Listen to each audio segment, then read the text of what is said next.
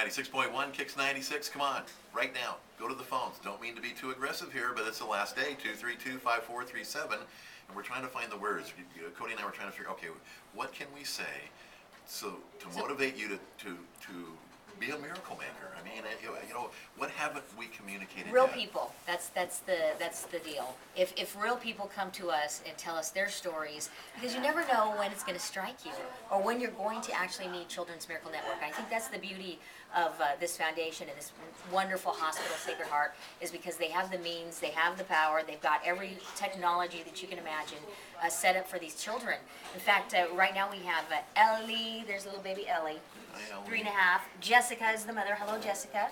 Welcome. And Noah. How are you? I like your piggy. Yeah, don't. When Big Dan Murphy sees that, he's back in the studios. He's going to fight you for that piggy, so you hang on to that, okay? So first off, but just before we start this, we are videotaping these. If you haven't gone online, KIX961.com. We're very proud of the website in general for what we do for country, but this is very important. Look at those videos. If you go to the blog and it's under, they put them under Coyote. Look at those kids and tell me that you don't want to spend $10 a month. I just challenge you to just listen to one interview. And right now, what's happened in your life? It's Jessie, right? Jessica. Jessica, okay, Jessica. So, okay, you get up one morning and the sun's shining, and what happens? Well, for us, Ellie's diagnosis came the day after Thanksgiving last year. And what was she diagnosed with? Acute lymphoblastic leukemia. Oh, Lord. And, one night we're having dinner, and Thanksgiving dinner, and the next night we're in the ICU. Her white count was extremely high. It was fairly rare to find it that high. And her liver and her spleen were enlarged, and that night, we go straight to ICU, and they're trying to draw blood out of her body, and it's clogging the needles because it's so full of cancer. Can you imagine? 232-5437. How old was she when she was first diagnosed this night? She was 2 years, 5 months, and Noah Beth had just turned 5 a week earlier.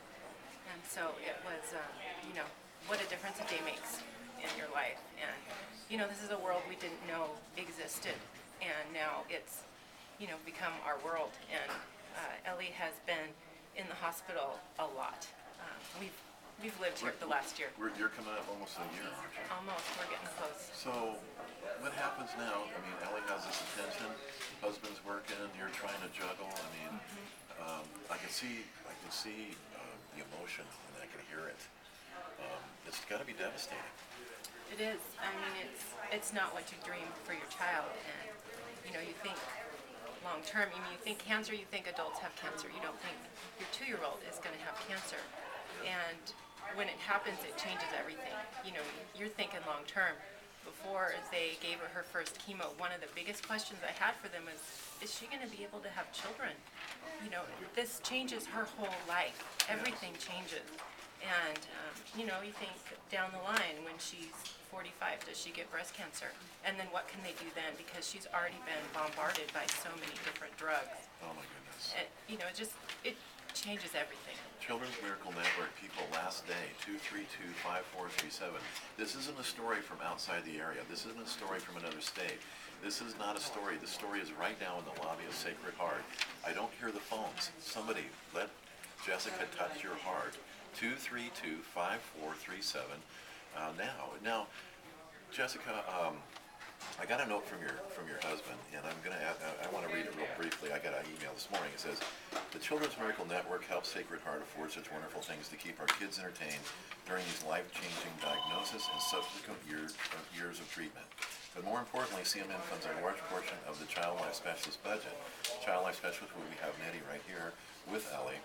He says, "I personally cannot imagine going through what we've been through over the last 11 months without Tammy, Nettie, and others. What an incredible blessing.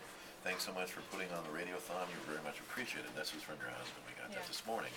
So, what if this wasn't here? I mean, it sounds like somebody greeted you. Someone said, "We know what we're going to do to help you." Was that the case?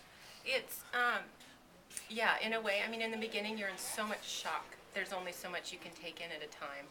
And, Tammy was one of the first people we met, and she was trying to keep Ellie distracted so they could, do these things in the first few days. Now she has a central line that comes out of her body so they don't have to poke needles in her.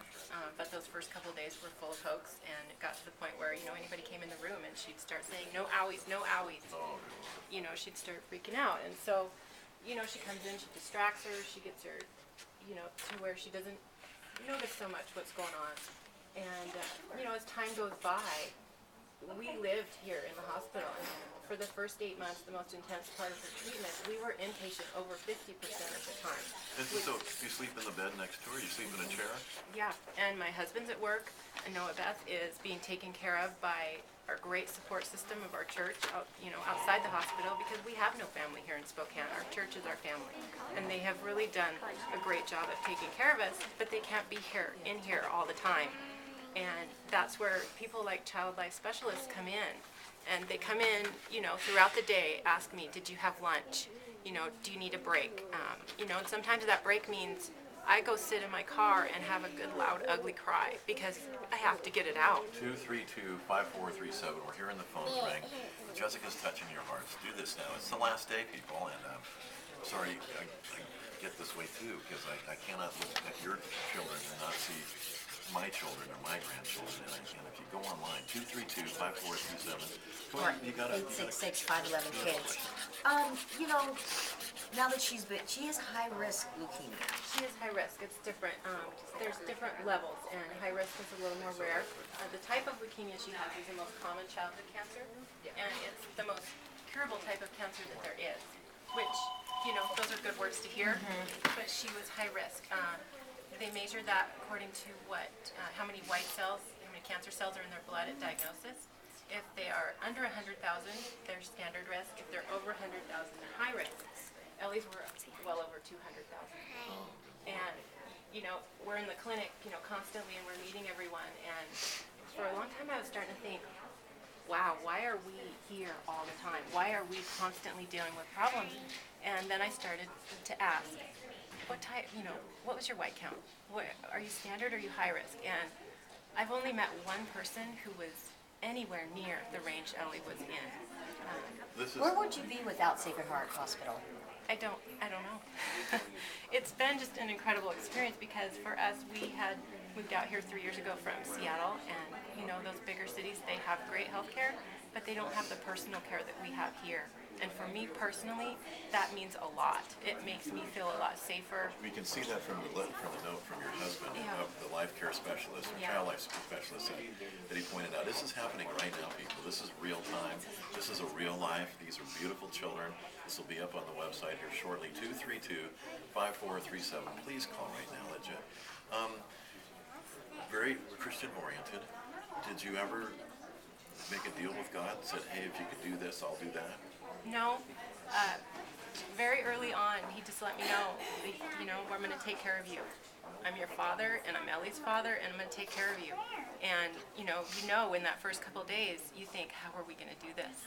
And instantly you can't do it alone. You cannot do it alone. And we have been so fortunate to have support outside the hospital, but the support inside is just as critical. The strength that you draw from. Yeah, I'm here alone with Ellie most of the time. And it's hard. She's at an age where I can't just leave her and go get something to eat or, anything. And one big thing that child life specialists have done for us, and Nettie in particular, is part of Ellie's treatment, she has lumbar punctures, LPs, or spinal tap, regularly. By regularly, I mean there were parts. Just the thought of that just creeps me out. Yeah, there were parts where it was, once a week. And she's sedated for that. And for me, that's the one thing I haven't been able to get used to, and it's the one thing Ellie hasn't been able to get used to. Hopefully Jessica is touching your heart. How can you listen to this and not pick up the phone? Why should people care? What would you tell the people right now to call in and make a donation to help families just like you? Because this is we're your neighbors. We're the people in your church. We're the people who drive through your coffee stand. We're here. We're in Spokane. We're real. You're part of the people. village. Yes. And you never know. One night we're eating Thanksgiving dinner, and the next night we're in the ICU facing this, and our whole world has changed, and you can't prepare for it. You can't get ready. I love the phones. Thank you. Miracle Makers, thank you. We need more. 232-5437. 232-5437. So, with this, can we get Nettie? And I'm gonna turn your mic up. Okay. Can we have, maybe Ellie would say something for Can you us say here? hi?